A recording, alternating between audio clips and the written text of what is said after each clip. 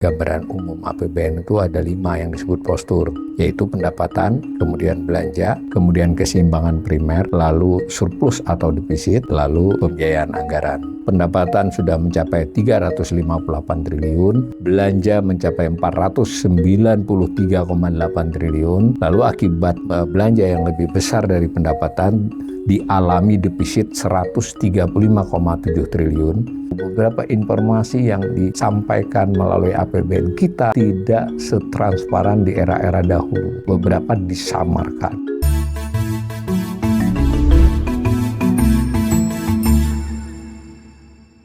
Salam cerdas, Ibu, Bapak, Saudara-saudara yang saya hormati. Berjumpa kembali dengan saya di kanal Awali Rizki dalam sesi Assessment Ekonomi.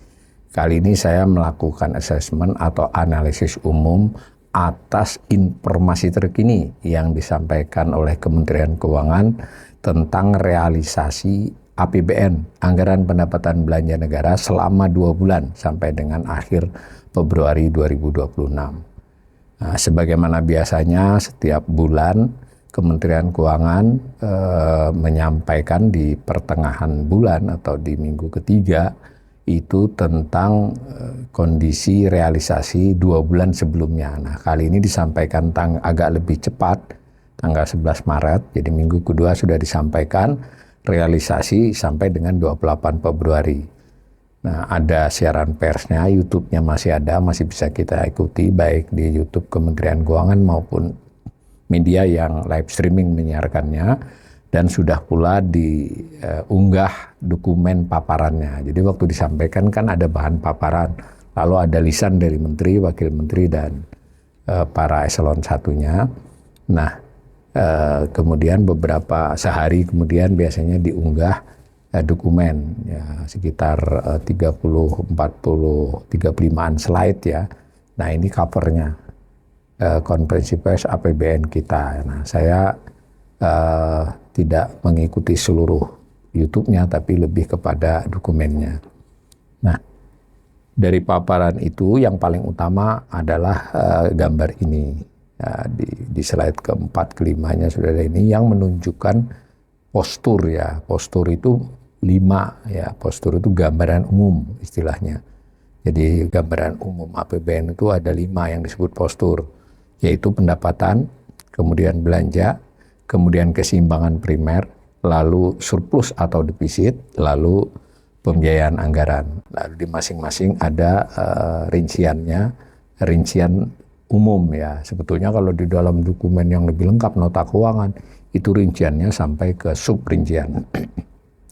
Di sini kita bisa melihat, dan pada waktu siaran pers disampaikan dengan lisan pula, selama 2 bulan itu pendapatan berapa yang sudah bisa dicapai, lalu kalau dibandingkan dengan 2 bulan yang sama di tahun lalu, dia naik atau turun, namanya growth ya, pertumbuhan. Nah, di kolom yang paling akhir. Lalu dia juga dibandingkan dengan targetnya di tahun 2026. Nah, ini di kolom kedua terakhir namanya persen terhadap APBN, dan seterusnya dengan rinciannya. Begitu juga belanja, begitu juga keseimbangan primer, surplus, defisit maupun pembiayaan anggaran. Jadi kita memperoleh info sederhana, pendapatan sudah mencapai 358 triliun, belanja mencapai 493,8 triliun, lalu akibat belanja yang lebih besar dari pendapatan dialami defisit 135,7 triliun. Nah, pada saat bersamaan pemerintah sudah melakukan pencarian sumber utang maupun juga ada beberapa transaksi yang terkait pembiayaan yang bersifat pengeluaran maupun pemasukan. Tapi secara transaksi utamanya adalah mencari utang dan membayar utang ya. Itu terjadi tambahan 164,2 triliun. Pembiayaan itu per definisi adalah untuk membiayai definisinya begitu. Karena sudah diperoleh 164,2 padahal defisitnya baru 135,7, maka per akhir Februari didapat sisa lebih pembiayaan anggaran 28,5 triliun. Jadi ini harus punya imajinasi ya, bahwa pemerintah sebetulnya pendapatannya lebih sedikit dari belanjanya, tapi kan juga berutang, membayari dan berutang, dan secara bersih secara arus bersih, secara neto, berutang barunya lebih banyak dari membayarinya, sehingga diperoleh neto pembiayaan utang. Nah, dengan item pembiayaan yang lain, ternyata melebihi defisit tadi. Jadi ibarat rumah tangga, dia betul pendapatannya kurang dari belanja, tapi dia ngutangnya dapat banyak, melebihi dari kebutuhannya, sehingga diperoleh silpa. Itu informasi dari tabel ini. Nanti kita coba kupas masing-masing item dengan tahun yang lebih panjang. Pada siaran pers hanya 2 tahun tuh, 2025 dibanding 2026. Tapi kalau kita bermaksud melakukan analisis assessment, seperti saya seorang ekonom, pengamat fiskal, saya harus memiliki set data atau memeriksa ulang data-data yang lebih lama, supaya kita bisa menimbang apakah kinerja 2026 ini sangat bagus, atau malah jelek, atau malah sangat jelek. Nah, kurang lebih begitu ya. Nah, kita lihat pendapatan tadi diperoleh 358. Nah, ini ada angkanya ya. 305 biru itu 358 triliun. Memang meningkat dibandingkan 2025. Sama-sama 2 bulan ya, meningkatnya luar biasa 12,79%. Jadi yang biru itu menunjukkan nominal yang diperoleh 2 bulan di masing-masing tahun, Januari, Februari. Lalu yang garis abu-abu itu, garis itu menunjukkan perubahannya dibandingin tahun sebelumnya. Kalau dia plus, ya berarti tumbuh. Kalau dia minus, berarti dia menurun. Nah, 358 ini tumbuh signifikan dibandingkan 2025. Tetapi perhatikan angka perolehan pendapatan 358 triliun yang menurut saya lihat di YouTube-nya juga diberitakan sangat diglorifikasi oleh Purbaya bahwa kinerja pendapatan sangat bagus. Karena itu kita tidak perlu khawatir dengan, ini kan kondisi sebelum perang kan 28 Februari kan, artinya perang belum berpengaruh. Jadi kita nggak usah khawatir, kita ini kondisi pendapatannya bagus. Begitu juga para ekonom yang jelek-jelekin keadaan, pendapatan kita aja meningkat pesat. Tapi hati-hati dulu, itu benar dibandingkan 2025. Tapi perhatikan yang biru, itu lebih rendah dari 2024, lebih rendah dari 2023. Nah, dulu padahal secara teoritis dia harusnya meningkat alamiah minimal, karena toh ada inflasi, ada perbaikan tertentu. Nah, di banyak tahun kalau ditarik lebih panjang, umumnya terjadi peningkatan gradual tiap 2 bulan, tiap 4 bulan untuk kurun waktu yang sama. Ini memang meningkat dibandingkan 25, tapi masih lebih rendah dari 23 dan 24. Artinya apa?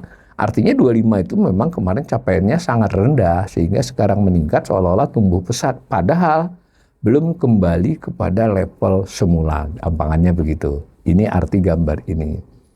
Nah, lalu juga kita dari data yang sama tadi, 358 triliun tadi, kita bandingkan dengan kalau tadi membandingkan dengan tahun-tahun sebelumnya, antar tahun ini membandingkan dengan target.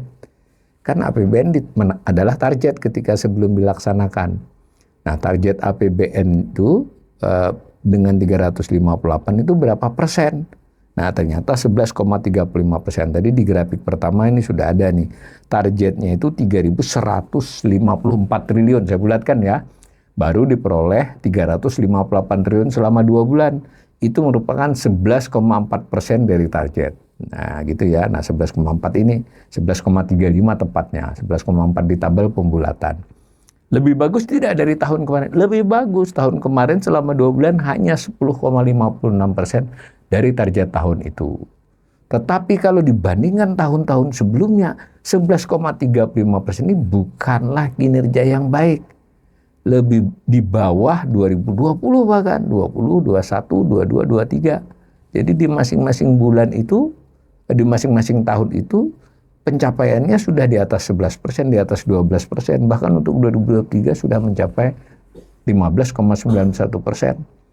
Jadi gampangannya, pendapatan memang naik di tahun ini selama 2 bulan, tetapi tidak seheboh yang dinarasikan Menteri Keuangan. Masih belum kembali kepada capaian-capaian bulan-bulan tahun-tahun yang lampau. Cuma 11,3% dari target kok masih jauh. Biasanya 2 bulan 12%, bahkan 13,5%, bahkan 15,9, 16% gitu ya. Jangan bandingin tahun lalu saja dong kalau kita menganalisis. Karena tahun lalu sangat buruk.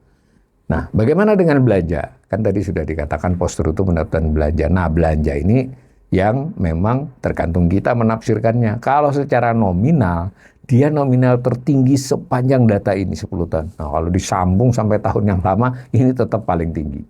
Ini saya sajikan data hanya 10 tahun ya. Jadi nominal belanja negara paling tinggi. Apakah itu bagus? Ya kata Purbaya bagus, karena ini bermaksud meratakan. Biasanya belanja tuh yang pol-polan hanya di 3 bulan terakhir, kuartal keempat. Jadi Oktober, November, Desember tuh pol.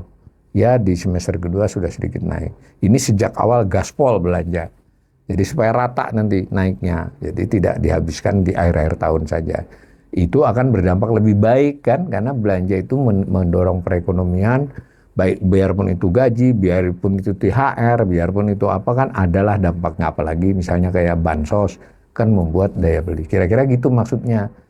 Nah, oke, berarti dia naik lebih pesat dibandingkan 25 jauh dan secara nominal pun lebih tinggi. Tapi sebetulnya kalau untuk mengkritisi ini nanti harus dirinciannya. Saya beri di asesmen ketiga, nanti ini asesmen pertama ya. Kita terima dulu ini memang belanja segitu. Bahkan kalau dilihat dari targetnya, ini juga persentasi atau capaian tertinggi dari target. Jadi dari jumlah target yang berapa sekitar 3.800 lebih, itu dengan belanja 493,8 triliun itu sudah terrealisasi 12,85%. Itu kinerja tertinggi sepanjang data ini. Ya, sekali lagi, apakah itu baik? Bisa baik. Ya, bahwa berarti ada pemerataan belanja nanti dari bulan ke bulan, sejak awal sudah belanja kenceng. Bisa juga buruk kalau dilihat detailnya, nanti belanjanya apa? Apakah belanja yang memiliki efek pengganda, multiplier efek besar pada perekonomian lain? Nah, nanti di sesi ketiga ya. Tapi secara ini bolehlah. Nah, banyak juga kritik untuk melihat suatu APBN belanja itu berjalan baik atau tidak bukanlah presentasi realisasi, tetapi pada detailnya. Nah, tapi sejauh ini common sense secara umum biasanya ditafsirkan kalau realisasinya itu mendekati rencana, itu dianggap lebih baik. Artinya ada asumsi rencananya baik sudah. Karena rencananya bagus, ketika realisasi mendekati rencana berarti kan bagus sekali, kurang lebih begitu. Kita terima dulu aspek itu. Nah, setelah ada data pendapatan, ada belanja, kan ada data defisit nih, defisit daya. Jadi defisitnya 135,7 triliun. Tadi saya sudah katakan defisit segitu sudah diperoleh untuk menutupinya 164, berarti kelebihan. Nah, kelebihan ini tidak berarti negatif juga, karena memang kan pemerintah, ya kalau individu mungkin gampang ya, sampai malam nanti kurang, pagi-pagi bisa dapat. Kalau negara kan kebutuhannya kan sudah sedemikian rupa ya, jadi harus ada cash buffer. Jadi kalau punya duit ya ada duluan sebelum keluar di bulan berikutnya atau minggu berikutnya. Ini wajar. Jadi intinya terjadi defisit 135,7. Nah, itu sudah 19,7% dari target yang kurang lebih 689 triliun ya. Jadi ini termasuk defisit yang tinggi atau rendah. Nanti kita lihat datanya. Nah, dari pembiayaan yang tadi berapa, 164 itu terdiri dari pembiayaan utang 185,3 yang kuning ini ya. Nah, artinya berutangnya sudah 185,3. Jangan lupa, berutang dimaksud adalah berutang neto bersih. 185 itu sudah menghitung utang baru dikurangi utang yang lunas, jadi tambahan utang. Nah, sedangkan 21,1 triliun itu berarti ada pengeluaran yang masuk pembiayaan, bukan masuk belanja, sebesar 21,1, tandanya tanda kurung minus. Apa itu? Ya kalau misalnya pemerintah, APBN, itu bisa melakukan pengeluaran yang terhadap barang modal yang umurnya lebih dari, bukan umurnya ya, umurnya sudah pasti lebih dari setahun, tetapi menimbulkan hak dan kewajiban di kemudian hari. Kalau cuma barang umurnya lebih dari setahun, tapi belanja habis, misalnya beli mobil, nah itu masuknya belanja modal di belanja. Tapi kalau pemerintah misalnya melakukan investasi di satu BUMN kah, di kebutuhan lain kah yang sifatnya ini ditaruh tapi bisa diambil nantinya, atau ada hak untuk mengambil, atau ada hak memperoleh keuntungan dari situ, namanya pembiayaan investasi.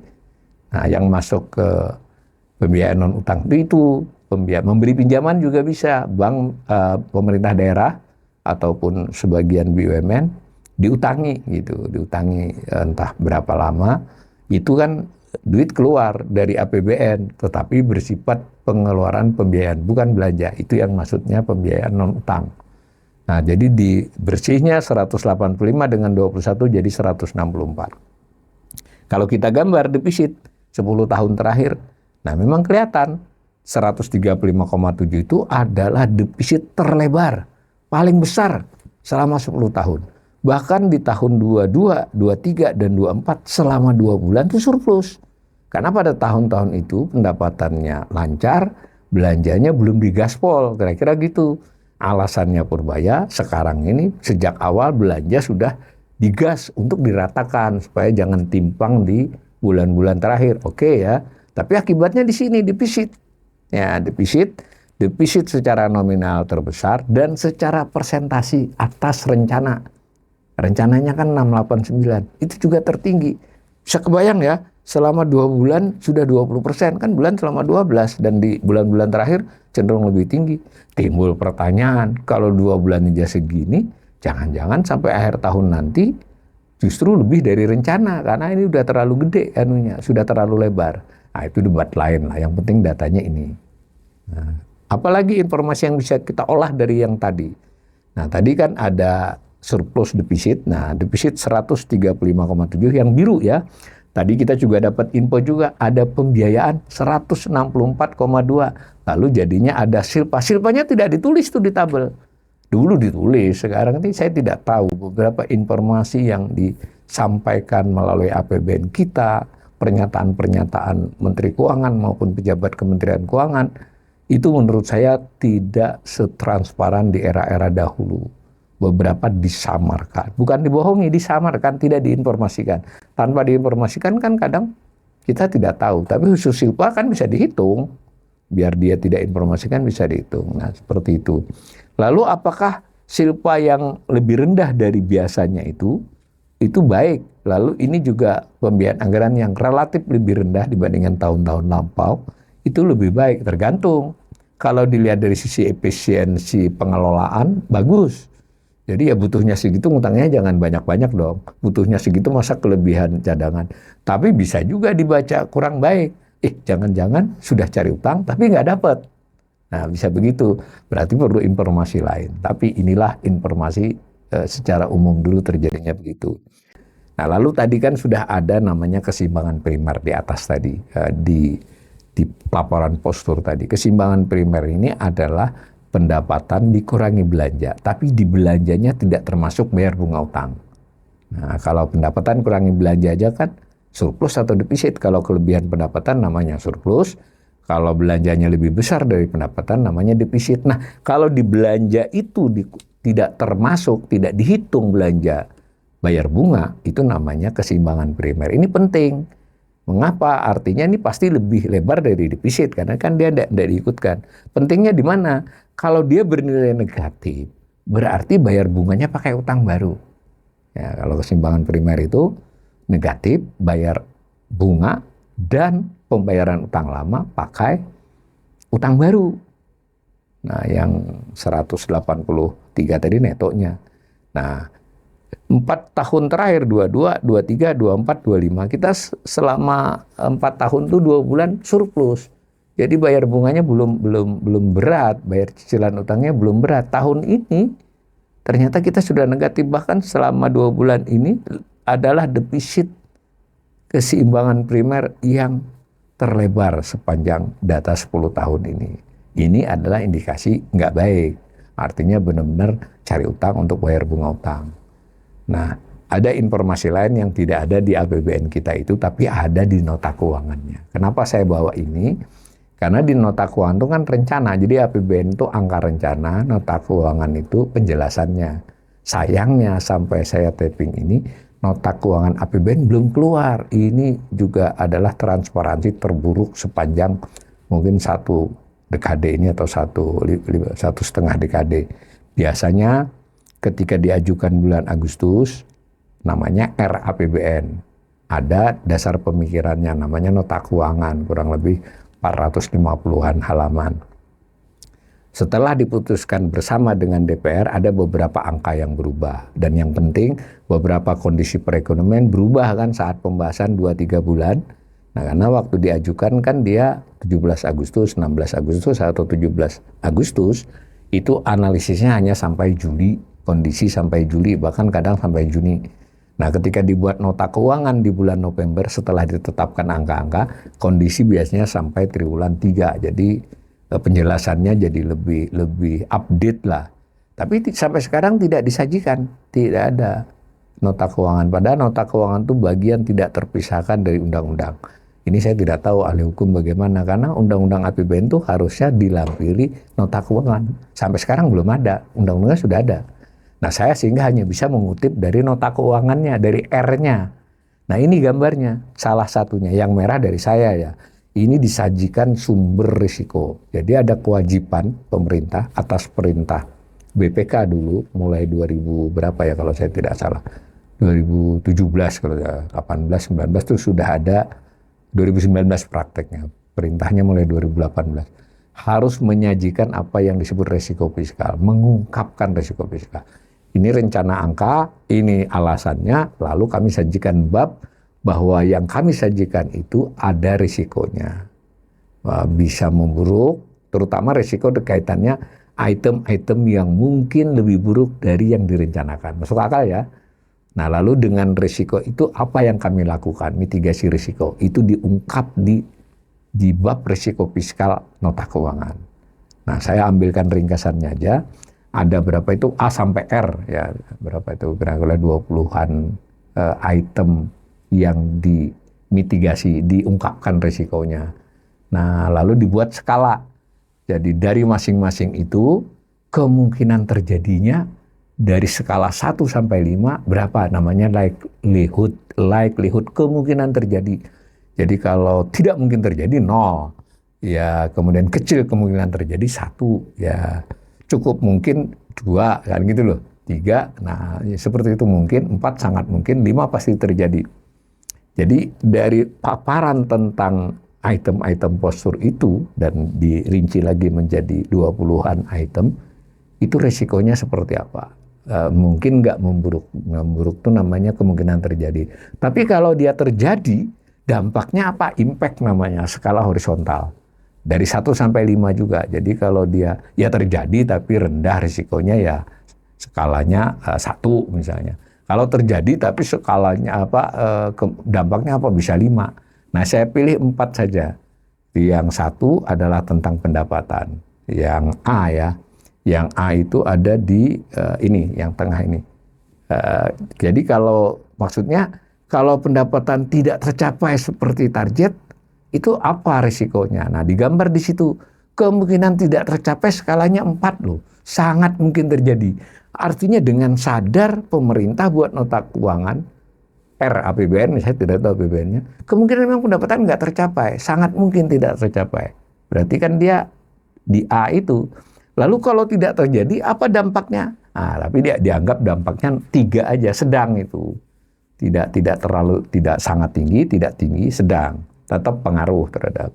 Nah, begitu juga misalnya kalau B. Nah, B ini yang ini. Belanja itu mungkin nggak melampaui yang tertulis. Itu namanya kan likelihood, kemungkinan belanja membesar. Di sini diberi skala 2, jadi kecil kemungkinan ya. Jadi tidak ini sangat tidak mungkin 1, jadi mungkin 2 gitu gampangannya. Nah, tetapi kalau terjadi belanjanya terlalu lebar, itu skalanya sampai 5 dampaknya. Jadi sangat berpengaruh terhadap APBN. Nah, ini kan dibuat sebelum perang Iran, sebelum geopolitik, sebelum Trump lebih kencang lagi terhadap tarifnya. Sebenarnya waktu disusun itu sudah ada kan, tapi kan ART segala macam kan belakangan. Itu pengaruh nggak? Nah, kalau menurut saya dengan harga minyak, dengan nilai tukar, itu bahaya ini. Jadi kemungkinan terjadinya itu naik, bukan dari 2, bisa jadi 4. Sangat mungkin terjadi kalau ini perang misalnya sebulan 2 bulan. Berarti belanja bertambah ya. Kecuali ada perubahan yang serius, tapi perubahan item. Tapi kalau dari sisi angka dengan item yang ada naik dia. Nah padahal dampaknya dianggap besar. Jadi sudah diakui. Nah begitu juga dengan C. Yang C itu pembiayaan ya di utang piutang. Nanti kita jelasin. Kurang lebih begitu cara melihatnya. Nah lalu ada juga informasi tentang asumsi dasar ekonomi makro. Jadi APBN itu disusun dengan diasumsikan pertumbuhan bisa 5,4, lalu inflasi 2,5, lalu nilai tukar rata-rata ya bukan hari tertentu 16.500 rata-rata sepanjang tahun. Kemudian harga minyak diasumsikan $70 per barel. Nah, bagaimana kalau terjadinya tidak seperti itu? Nah ini perkiraan pemerintah namanya outlook ya, saya tidak ngikut ini. Nah kita tinggal melihat saja bahwa risikonya ternyata meningkat terhadap inflasi yang sampai Februari justru lebih sudah dari asumsi. Harga minyak kemungkinan sudah akan lebih ya, di Januari masih sesuai, Februari setengah masih sesuai, Maret ini sudah melampaui. Nah kita belum tahu April dan sampai Desember. Nah begitu juga yield SBN itu 6,9 masih masuk, sampai sekarang pun masih masuk. Tapi apakah bertahan seperti itu nanti dan seterusnya. Nah kalau ini berubah, pemerintah juga sudah mengungkapkan di nota keuangan RAPBN tadi. Dan kebetulan saya juga kadang ada diskusi ya sama teman-teman yang menyusun ini di Kementerian Keuangan sebagai kolega profesional ya. Kadang saya diundang, kadang juga perbincangan sesama kawan, karena tetap saya terlepas saya kritik terus, teman-teman di sana juga tahu lah kita ini punya hati ya, punya keinginan untuk ini diperbaiki. Nah ini mereka punya model ini. Jadi kalau misalnya nih yang misalnya saya pilih aja yang ICP itu yang kolom 5 itu, ICP itu harga minyak ini. Kan asumsinya tadi 70. Nah kalau di sini dibuat simulasi model mereka dari data-data. Itu kalau ternyata terjadi kenaikan tiap $1, itu akan berakibat pendapatan bertambah, belanja bertambah, tapi belanja bertambah lebih banyak sehingga terjadi defisit bertambah 6,8. Berarti kalau dari 70 ke 90 kan berarti ada 20 kali 6,8. Berarti kurang lebih 100 berapa itu? 136 triliun bertambahnya defisit. Dan semua model. Tetapi ini kelemahan model ini adalah menyampaikan indikasi saja. Kalau yang berubah hanya satu variabel.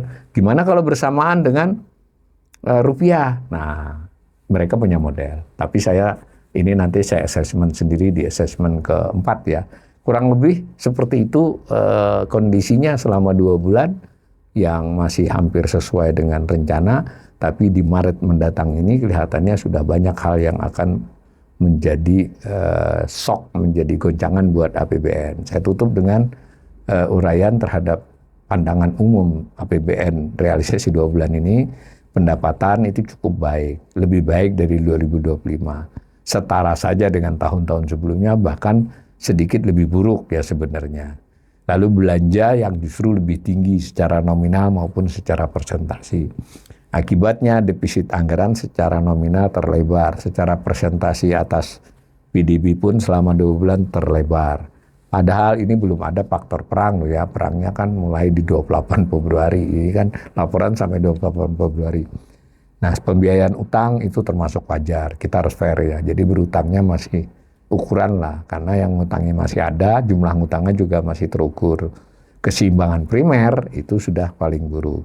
Nah karena itu saya tutup dengan kelihatannya dengan kondisi APBN 2 bulan ini saya berbeda pendapat dengan Menteri Keuangan. Ya ini kondisi APBN tidak cukup kuat untuk menahan gonjangan-gonjangan yang sedang terjadi Maret ini, kan belum ada laporan realisasinya. Nah kalau tidak ada tindakan-tindakan yang tidak biasa, extraordinary, entah itu memotong belanja, entah itu melebarkan defisit, entah itu melakukan pemotongan item moratorium MBG misalnya, maka kondisinya akan buruk. Tapi nanti kita akan assessment pada sesi berikutnya. Mudah-mudahan bermanfaat.